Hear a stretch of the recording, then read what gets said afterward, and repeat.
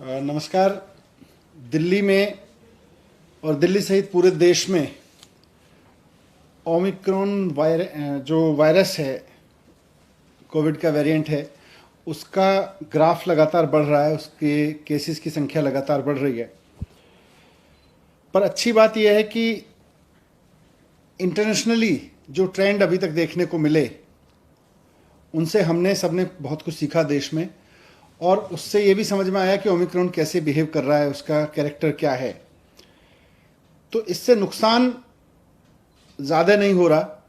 ये वही trend show कर रहा है जैसा ओमिक्रॉन ने दुनिया के और देशों में शो किया है। आज टोटल में देखें तो दिल्ली में इस समय करीब करीब पिछले 8-10 दिन में जो केसेस आए हैं, पॉजिटिव केसेस टोटल इस समय दिल्ली में करीब 11,000 हैं।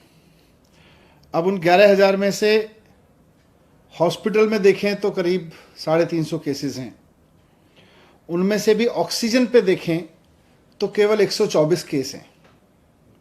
अब वो 350 में एयरपोर्ट से आए हुए लोग भी हैं, उसमें किसी और वजह से हॉस्पिटल में गए हुए लोग भी हैं, लेकिन अगर ऑक्सीजन पे देखें तो 124 लोग हैं कुल मिला के, और वेंटिलेटर पे देखें तो 7 लोग हैं। तो एक्सपर्ट्स का ये मानना है कि ओमिक्रॉन का अभी तक का जो बिहेवियर है, अभी तक का जो जिन लोगों को ओमिक्रॉन का इन्फेक्शन हो रहा है, उनको बहुत माइल्ड सिम्टम्स हो रहे हैं या नहीं हो रहे हैं और जल्दी ठीक हो जा रहे हैं। लेकिन फिर भी अगर लोगों को कोविड हो रहा है तो खतरा तो है, इसलिए इससे बच के रहना भी ज़रूरी है। और बच के रहने का सबसे बढ़िया तरीका है कि हम पूरी तरह से सेफ्टी रखें, हमेशा मास्क लगाएं बाहर निकले तो, और जब भी भीड़ भाड़ में रहें तो मास्क लगा के रहें। होम आइसोलेशन इसका सबसे बढ़िया सॉल्यूशन है कि अगर किसी को कोविड हो जाता है और कोई सिम्टम नहीं है तो सारे एक्सपर्ट्स का ये मानना है कि होम आइसोलेशन ही रहना चाहिए। हॉस्पिटल केवल तभी जाएं जब आपकी ऑक्सीजन लेवल लगातार डिप हो रही हो या आपको कोई परेशानी हो, तो आज भी एक्सपर्ट्स ने यही बात दोहराई। लेकिन बढ़ते हुए केसेस को देखते हुए सरकार भी इस बात को लेकर चिंतित है कि ये बहुत तेज़ी से ना फैले। इसको जितना नियंत्रित किया जा सके, क्योंकि इसकी कोई डायरेक्ट दवाई तो है नहीं, तो इसको जितना हम नियंत्रित कर सकें, इसके बढ़ने की स्पीड को जितना हम नियंत्रित कर सकें, उतना हम इसको ठीक से मैनेज कर सकते हैं। तो इसलिए आज डीडीएमए की बैठक में सरकार ने कुछ फैसले लिए। उसमें सबसे इम्पॉर्टेंट है कि दिल्ली में सैटरडे और संडे को, यानी वीकेंड्स पर अब कर्फ्यू रहेगा। तो लोगों से अपील है कि कर्फ्यू के दौरान बाहर ना निकलें। बहुत ज़रूरी होने पर हॉस्पिटल या कोई बहुत एसेंशियल ज़रूरत पर ही बाहर निकलें, लेकिन सैटरडे संडे को कर्फ्यू का पालन करें, घर में रहें, वर्क फ्रॉम होम करें या परिवार के साथ बैठें। दूसरा, केसेस ना बढ़ें, इसलिए ये भी फैसला लिया गया कि जितने भी गवर्नमेंट ऑफिसेज हैं उनमें एसेंशियल सर्विस वाले ऑफिसेज को छोड़कर सबको अभी दफ्तर आने से मना किया जाएगा और केवल ऑनलाइन या वर्क फ्रॉम होम कराया जाएगा। तो government offices work from home mode पे रहेंगे या ऑनलाइन मोड पे रहेंगे। प्राइवेट ऑफिसेज को 50% अलाउ किया जाएगा, वो 50% कैपेसिटी ऑफलाइन रखें और 50% ऑनलाइन या वर्क फ्रॉम होम रखें।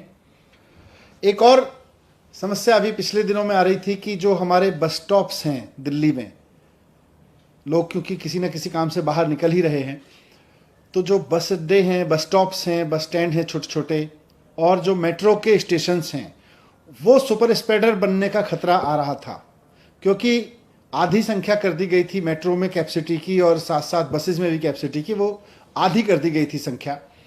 और उसकी वजह से मेट्रो स्टेशंस पर बहुत लंबी लंबी लाइनें लग रही थीं, बस स्टॉप्स पर बहुत लंबी लंबी लाइन लग रही थी, वहाँ भीड़ हो रही थी, कई जगह भीड़ अनियंत्रित भी हुई, और ऐसे में कोरोना ओमिक्रॉन जो है वो सुपर स्प्रेड हो सकता है वहाँ से। इसलिए इसको देखते हुए ये भी फैसला लिया गया कि बसें और मेट्रो पूरी कैपेसिटी पे चलेंगी, लेकिन एक भी व्यक्ति को बिना मास्क के अंदर अलाउ नहीं किया जाएगा।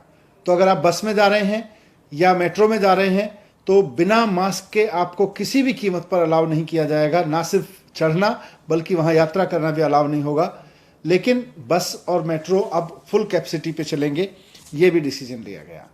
एक बार फिर से मैं कहूँगा कि घबराएं नहीं, घबराने की ज़रूरत नहीं है। मास्क को एक हथियार बनाएं, साथ साथ बहुत ज़रूरी हो तभी घर से बाहर निकलें, और जब निकलें तो अगर मेट्रो या ट्रेन से बस से जा रहे हैं तो उसमें भी ध्यान रखें कि मास्क लगा के चलेंगे। लेकिन सैटरडे संडे पूरी तरह से कर्फ्यू रहेगा। सर, कर्फ्यू रात में और दिन में उसको थोड़ा सा बताते क्या? नहीं, रात में तो लगातार चल रहा है, ये दिन में भी रहेगा। और इसमें एसेंशियल सर्विसेज के लिए किन किन कैटेगरी को आप लोग? एसेंशियल सर्विसेज पहले से, पिछले 2 साल से लगभग चल रहा है, तो खाने से लेके और मेडिकल से लेके और पुलिस और इस तरह की जितनी भी चीज़ें हैं एसेंशियल सर्विस में, इमरजेंसी सर्विसेज में, फूड आइटम्स, सब्जी और ये सब को नहीं रोका जाएगा।